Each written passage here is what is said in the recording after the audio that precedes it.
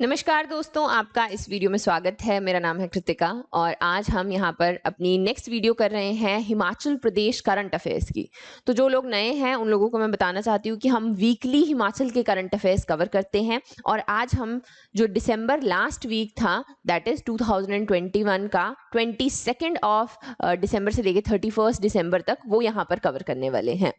तो बहुत सारी यहाँ पर न्यूज़ हैं जो आपके प्री और मेंस दोनों ही पर्सपेक्टिव से इंपॉर्टेंट रहती है।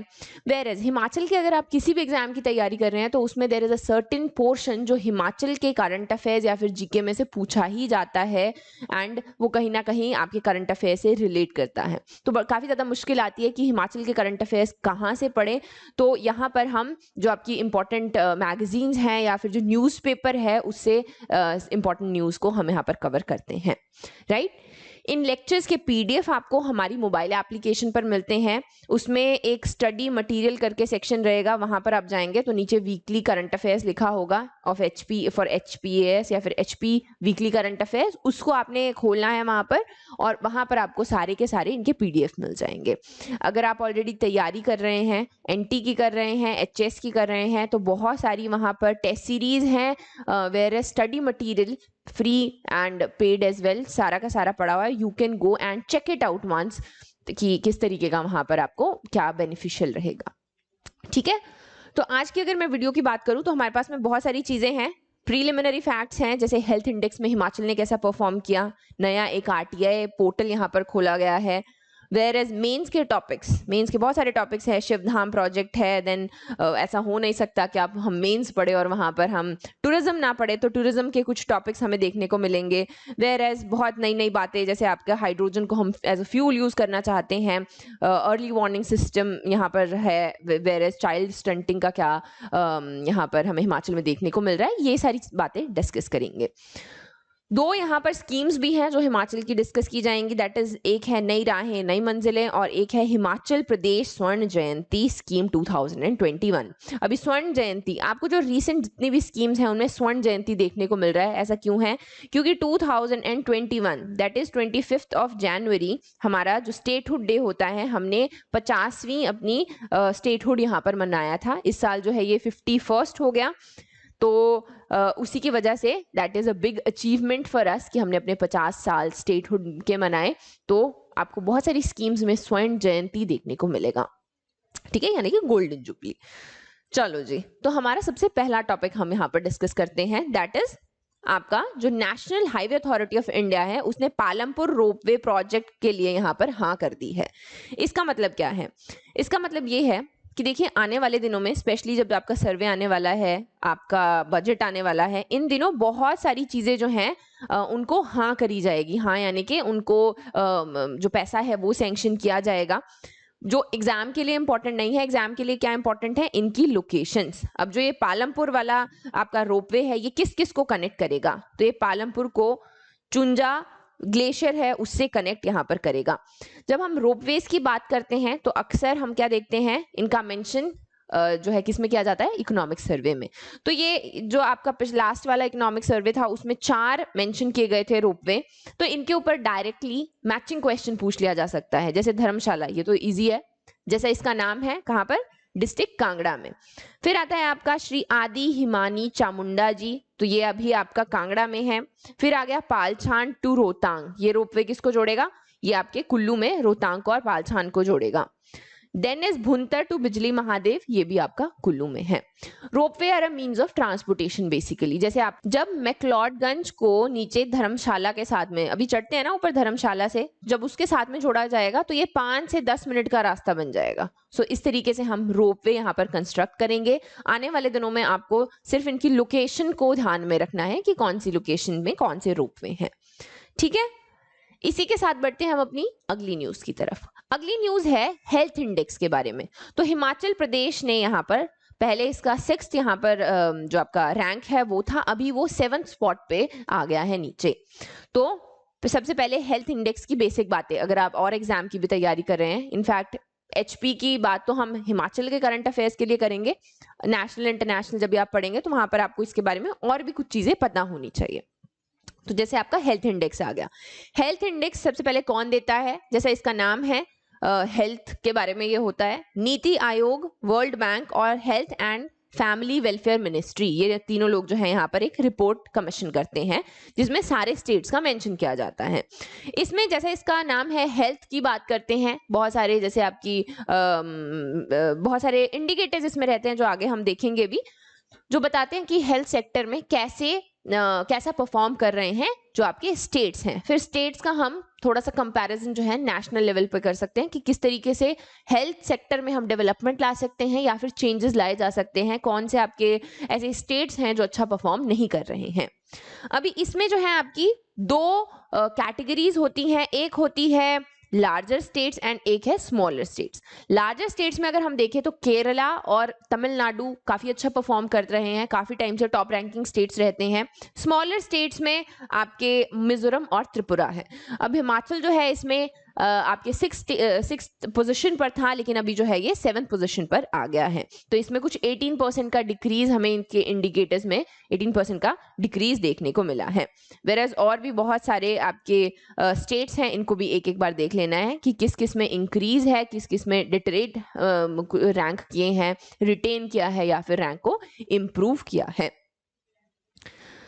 यहाँ पर आपके कुछ इस तरीके के इंडिकेटर रहते हैं। इंडिकेटर्स काफी बड़ी रिपोर्ट है, ऐसी छोटी रिपोर्ट नहीं है, बहुत सारी चीजें इसमें दी गई हैं, हजारों के हिसाब से इसमें चार्ट्स हैं, लेकिन जो आपके एग्जाम पॉइंट ऑफ व्यू से इंपॉर्टेंट है वो चीजें हमें देखनी है। ठीक है, इस तरीके से और भी कौन से, जैसे हिमाचल है तो वो अचीवर्स सेक्शन में आया है, तो हमें अपने स्टेट के बारे में एटलीस्ट जो है सब कुछ यहाँ पर पता होना चाहिए। इसी के साथ में नेक्स्ट न्यूज की तरफ बढ़ते हैं। नेक्स्ट न्यूज है हमारी कि हिमाचल ने आरटीआई पोर्टल यहाँ पर लॉन्च किया है। अब सबसे पहली इंपॉर्टेंट चीज यहाँ पर क्या है कि हिमाचल जो स्मॉल स्टेट्स हैं उनमें पहला स्टेट ऐसा है जहां पर इन्होंने ये आरटीआई पोर्टल लॉन्च किया। अगर हम बड़े स्टेट्स की बात करें तो वहां पर ये 4th नंबर पर है। इससे पहले महाराष्ट्र, कर्नाटका और उत्तर प्रदेश ने ऑलरेडी इस तरीके का पोर्टल जो है वो लॉन्च किया है। जैसे इसका नाम है आरटीआई राइट टू इंफॉर्मेशन, उसके लिए जब भी हम राइट टू इंफॉर्मेशन के लिए फाइल करना चाहते हैं, अपील करना चाहते हैं, तो बहुत सारे फॉर्म्स भरे जाते हैं, ऑफिसेज में जाया जाता है। उसी चीज को हमने डिजिटाइज यहाँ पर किया है कि ऑनलाइन एक पोर्टल रहेगा, यहाँ पर जो भी आपको इंफॉर्मेशन चाहिए, जिसको भी आप एक्सेस करना चाहते हैं, वहां से आप करेंगे, जो कि हेल्प करेगा पब्लिक को भी। गवर्नमेंट ऑफिसेज में ज्यादा भीड़ नहीं होगी। ये जो आपका पेपर वर्क है इसको हम बेसिकली कम करने की कोशिश कर रहे हैं। तो जब आप गवर्नेंस की भी बात करेंगे वहां पर भी आप इसका मेंशन कर सकते हैं कि इस तरीके के जो पोर्टल्स हैं वो गवर्नेंस को इजी करते हैं।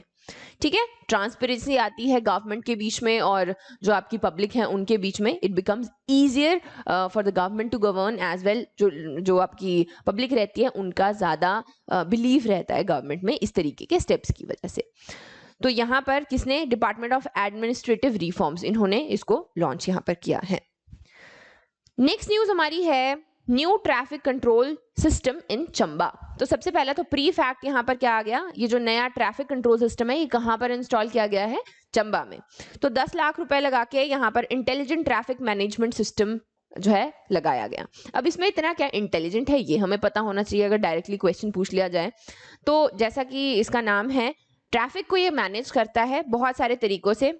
जो भी यहाँ पर हम जो लोग हैं उनको कम करने की कोशिश कर रहे हैं, यानी कि अगर ओवर स्पीड का वायलेशन होगा उसको जो है ये सिस्टम यहाँ पर भांप लेगा। देन इज जो भी आपकी प्लेट्स हैं, नंबर प्लेट्स हैं, उनको ये ऑटोमेटिकली यहाँ पर रिकॉग्नाइज करेगा। यहाँ पर जिन्होंने हेलमेट नहीं पहना है, ट्रिपल राइडिंग है, इस तरीके की जो रियल टाइम वायलेशंस हैं इनका ये डाटाबेस यहाँ पर बना देगा। उसके अलावा इसको ई चालान एप्लीकेशन के साथ में यहाँ पर इंटीग्रेट किया जाएगा। And again what is the main चीज जो आजकल हमें चाहिए होती है, दैट इज डेटा। तो यहाँ पर डेटा इकट्ठा हो जाएगा कि किसके खिलाफ कितनी वायलेशन है, किस तरीके के जो ये चालान की प्रोसेस है, ये सारी की सारी इजी हो जाएगी और डिजिटाइज हो जाएगी। तो ये था आपका चंबा डिस्ट्रिक्ट में इंटेलिजेंट ट्रैफिक मैनेजमेंट सिस्टम। ठीक है, नेक्स्ट न्यूज है हमारी Kangra district to have land slip warning system. तो सबसे पहले ये जो लैंडस्लाइड्स की अगर हम बात कर ले, हमें ये चाहिए यहाँ पर, इस तरीके की हमें टेक्नोलॉजी की काफ़ी सख्त ज़रूरत है। सबसे पहली बात, हिमाचल क्या है? ये आपका हिमालयन स्टेट है। यहाँ पर this area is prone to have natural like disasters, earthquakes, landslides, ये काफ़ी ज़्यादा नेचुरल है। तो इसी को यहाँ पर हमने किस तरीके से हैंडल करना है, तो ये हमारे लिए एक अर्ली वार्निंग सिस्टम बनाया। किसने बनाया? कांगड़ा ने आईआईटी मंडी के साथ में मिलकर इसको क्या किया? डेवलप किया। तो इसमें ये बात कर रहे हैं कि सबसे पहले 10 जो सबसे ज़्यादा वल्नरेबल साइट हैं आपके हिमाचल की या स्टेट की, उनको ये डिटेक्ट करेगा, उनको आइडेंटिफाई करेगा और वहाँ पर उन साइट्स पर कुछ सिस्टम्स लगाए जाएंगे, जैसे आपका माइक्रो इलेक्ट्रोमैग्ने मैकेनिकल सिस्टम है, then is learning management system, इनके नाम याद करने की जरूरत नहीं है। बेसिकली इस तरीके के सिस्टम वहां पर लगाए जाएंगे जो एनालाइज करेंगे डेटा, एल्गोरिथम है, किस तरीके की एक्टिविटीज वहां पर है, और उससे क्या होगा, जो आने वाले लैंडस्लाइड्स हैं उनको प्रिडिक्ट किया जाएगा, उनकी प्रिडिक्टेबिलिटी को यहाँ पर मॉनिटर किया जाएगा। And again early warning system, जैसा इसका नाम है, ये अर्ली वार्निंग दे देगा, पीपल विल हैव आइडिया कि इस तरीके की कोई घटना जो है यहाँ पर घटित होने वाली है। तो हिमाचल प्रदेश जो है क्यों इतना वल्नरेबल है? ये सारी की सारी स्लाइड्स बहुत ज्यादा भरी भरी हैं, ये हैं आप ताकि आप घर जाके जो है अच्छे से जब आप नोट्स पढ़े तो आपके पास में सब कुछ हो पढ़ने के लिए। मैं बेसिकली आपको क्रक्स समझा रही हूँ कि क्या इस न्यूज़ का एक महत्व है और किस तरीके से आपको एग्जाम में क्वेश्चन पूछा जा सकता है।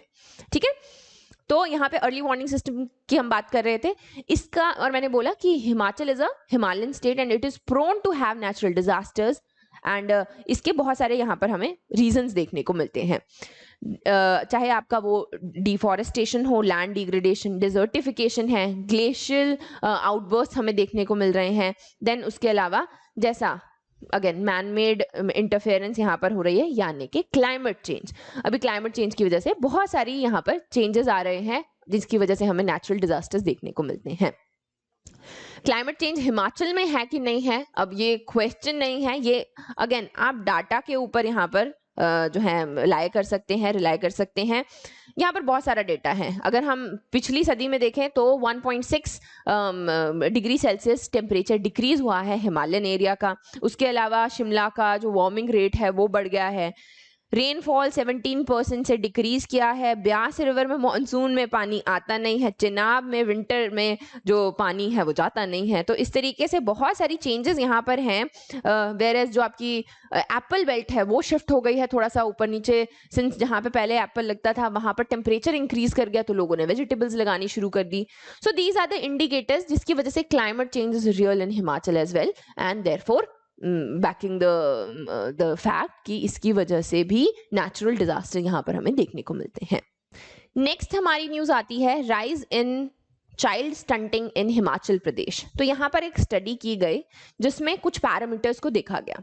तो अभी यहाँ पर पैरामीटर्स आपको 3 याद रखने हैं, wasting, stunting and the underweight. तो अभी आने वाले टाइम में तो ओवरवेट भी हमें देखने को मिल रहा है, लेकिन वास्टिंग क्या होता है? लो वेट फॉर हाइट, यानी कि आपकी हाइट के हिसाब से आपका वेट कम है। Then we talk about stunting, आपकी एज के हिसाब से, जैसे बोलते हैं ना कि इसकी एज इतनी है लेकिन हाइट छोटी रह गई, तो वो क्या है? वो आपकी स्टंटिंग है। देन इज अंडरवेट, आप जैसे समझेंगे कि एज के हिसाब से आपका जो है यहाँ पर वेट कम है। तो फिर ये सारी चीजों को हमने एक स्टडी में पढ़ा और फिर हमने क्या देखा कि हिमाचल में इनका रेट जो है वो काफी ज्यादा इंक्रीज किया है। जैसे स्टंटिंग जो है that has increase to 31%, wasting to 17% and overweight जो है दैट हैज इंक्रीज टू 6%। अभी इसमें बहुत सारी डिस्ट्रिक्ट्स का अलग अलग प्रोफाइलिंग रहा है। जैसे हमीरपुर और शिमला है, उन्होंने स्टंटिंग में इंप्रूवमेंट दिखाई है, जो और 10 आपके डिस्ट्रिक्ट्स हैं उन्होंने अच्छा परफॉर्म नहीं किया है। इसी तरीके से बाकी सारे डिस्ट्रिक्ट्स की परफॉर्मेंस भी यहाँ पर दी गई है। इसको एक बार जस्ट देख लेना है, go through, have a look. इसके बहुत सारे रीजन हैं। माल न्यूट्रिशन, तो हर जो चीज है इनमें से माल न्यूट्रिशन से ही आ रही है, चाहे आपकी अंडर वेटिंग है, वास्टिंग है, स्टंटिंग है। तो वो क्या है, उसका एक रीजन अर्ली मैरिज भी इस स्टडी में बताया गया है। ये जब भी आप ज्योग्राफी पढ़ते हैं, ह्यूमन ज्योग्राफी, उसमें आप ये सारी की सारी टर्म्स भी पढ़ते हैं, वेयर इसके रीजन एंड एवरीथिंग भी पढ़ते हैं। सो हमारी अगली न्यूज है, to boost eco tourism there is a documentary जो पार्वती वैली पे बनाई गई है कुल्लू की। तो एज आई ऑलवेज से कि मेंस का आपका एग्जाम पूरा नहीं होगा जब तक कि आपको टूरिज्म के ऊपर क्वेश्चन ना आए। 210% आपको वहां पर क्या होगा, क्वेश्चन आएगा ही आएगा। तो इको टूरिज्म, जैसा अभी पिछले कुछ ट्रेंड्स देखे गए, इको टूरिज्म के ऊपर काफी सारे क्वेश्चन पूछे जा रहे हैं, उसी को बूस्ट करने के लिए यहाँ पर एक डॉक्यूमेंट्री बनाई गई, उसको रिलीज किया गया इंटरनेशनल माउंटेन डे के दिन। तो डायरेक्टली अगर पूछ लिया जाए वो कब था, तो वो था December 11 को, और थीम क्या थी इस ईयर की, सस्टेनेबल माउंटेन टूरिज्म। अभी बात कर लेते हैं कि इको टूरिज्म क्या होता है।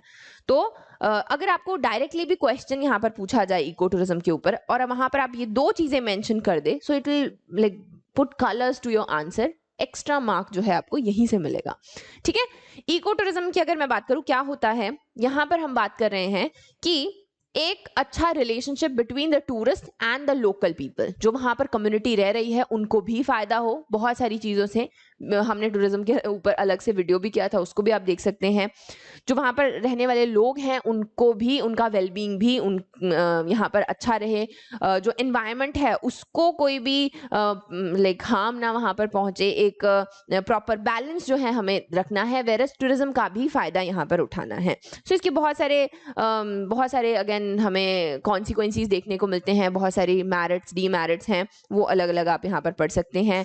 क्रिएटिविटी, जो बाहर से टूरिस्ट आते हैं वो क्रिएटिविटी भी लेकर आते हैं, लेकिन हमें यहाँ पर क्या देखने को, अकल्चरेशन भी देखने को मिलती है, यानी कि जो हमारा अपना कल्चर है वो भी कभी कभी क्वेश्चन में आ जाता है या फिर गुम होना शुरू हो जाता है, because a lot of tribal people live here. So इस तरीके से इको टूरिज्म एक प्रॉपर अलग टॉपिक है, काफी बड़ा टॉपिक है, अलग से इसको कभी वीडियो में फिर से करेंगे अगर आप लोग चाहते हैं तो, बट इसको जो है एग्जाम में बिना पढ़े तो बिल्कुल भी नहीं जाना, it's a very important topic. ठीक है जी, और नेक्स्ट जो टॉपिक है दैट इज पीएम मोदी ने 4 हाइड्रो पावर प्रोजेक्ट्स को जो फाउंडेशन है वो यहाँ पर रखी। इन 4 हाइड्रो पावर प्रोजेक्ट्स की हमें लोकेशन पता होनी चाहिए, इनकी कैपेसिटी पता होना चाहिए और कौन से रिवर पे है ये पता होना चाहिए।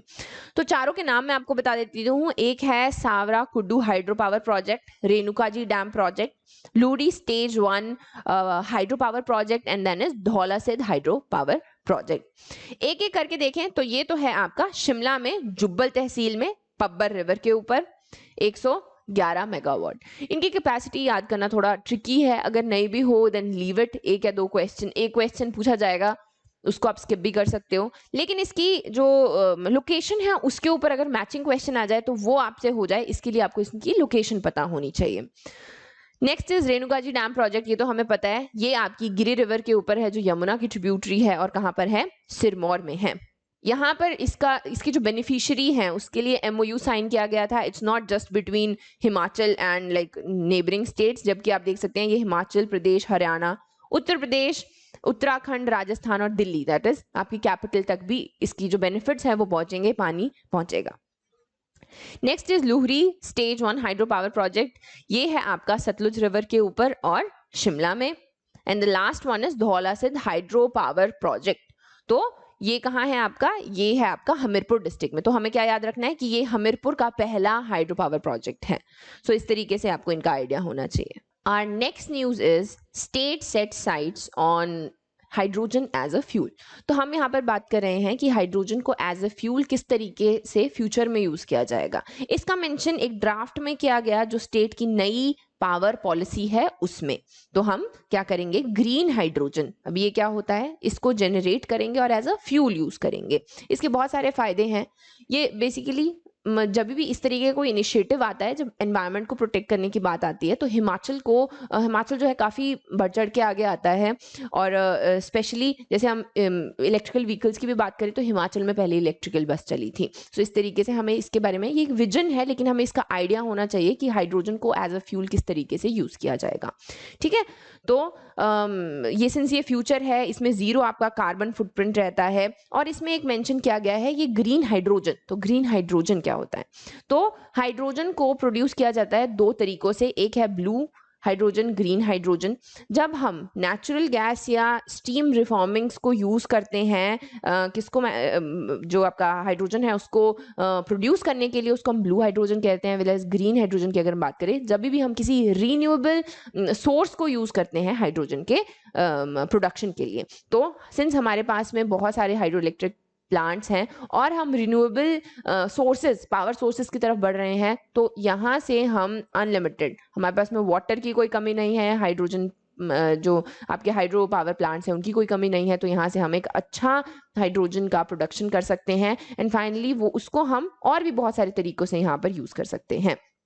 तो इसका कोई वेस्ट नहीं रहेगा। जैसे हम इलेक्ट्रिकल व्हीकल्स की बात करते हैं तो बाद में उनका ई वेस्ट जनरेट होगा, इसमें ऐसा कुछ नहीं है। इसको हम बेसिकली कुछ अगर आप साइंस स्टूडेंट है तो इस तरीके से इसको यहाँ पर क्या किया जाता है, प्रोड्यूस किया जाता है। तो ये आपका हो गया, तो इस तरीके से सो इसमें कोई ज़्यादा वेस्ट नहीं आपका है और एक अच्छा हमें सोर्स ऑफ एनर्जी मिलता है विद ज़ीरो कार्बन फुटप्रिंट।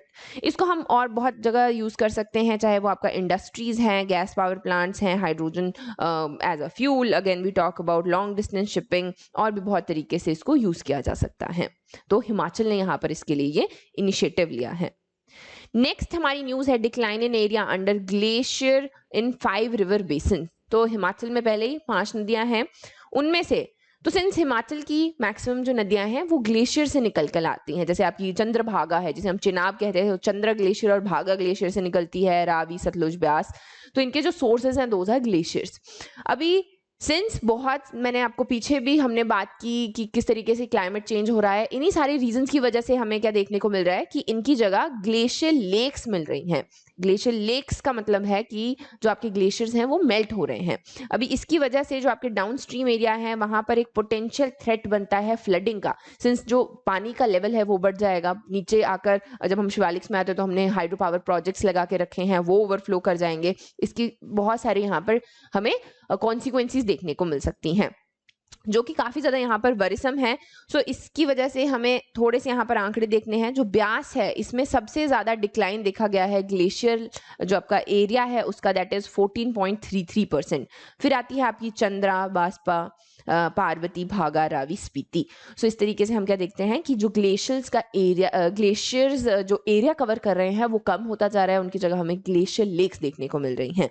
तो वरिसम, इट रिमेन्स वरिसम फॉर खर्चम, नापता, ये आपके किन्नौर में सतलुज के ऊपर जो आपके हाइड्रो पावर प्रोजेक्ट्स है, जैसा मैंने बताया, उसके इसके इशू रहते हैं। ये जो आंकड़े हैं ये आपको याद नहीं करने हैं, सबसे ज़्यादा तो याद कर लेना है, जैसे आपका ब्यास है, सबसे जो रिवर सबसे ज़्यादा डिक्लाइन क्या है एरिया, वो है ब्यास, तो ये याद रखना है। बाकी जो इसके सारे फिगर्स हैं इनको थोड़ा सा अपने अप्रॉक्सीमेशन में आइडिया सा आपको होना चाहिए कि क्या है।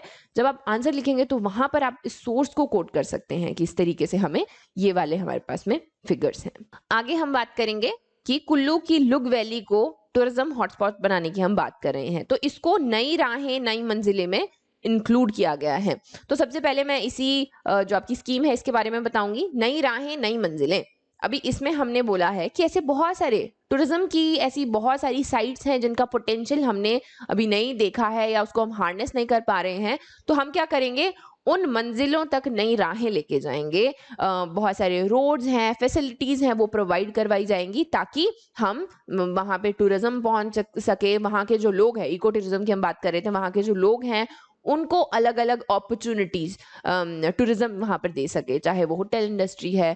देन अगेन टूरिज्म की जब हम बात करते हैं तो बैकवर्ड लिंकेज, फॉरवर्ड लिंकेज की बात करते हैं। जब टूरिज्म आता है तो बहुत सारी जॉब अपॉर्चुनिटीज वहाँ पर बनती हैं।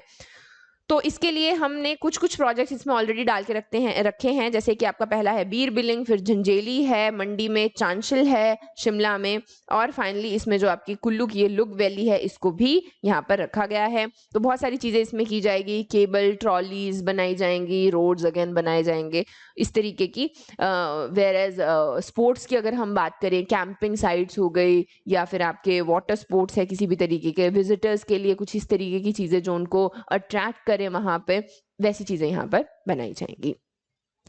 लास्ट जो आज हम डिस्कस करने वाले हैं वो है आपकी एक स्कीम जिसका नाम है हिमाचल प्रदेश स्वर्ण जयंती लेगेसी केसेस रेजोल्यूशन स्कीम 2021। इसके बारे में आपको थोड़ा सा आइडिया होना चाहिए।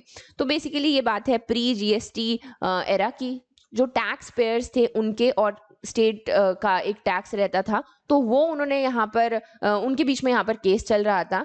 बहुत कम चांसेस है कि यहाँ पर इस तरीके का टैक्स वापस से उसको रिकवर किया जाता है, तो स्टेट के लिए ये हेल्दी नहीं रहता है, एफिशिएंट नहीं रहता है, तो वो क्या करते हैं कि इसको निपटाते हैं या फिर इसको हम सेटलमेंट पर आते हैं किसी भी तरीके की टैक्स पेयर के साथ में।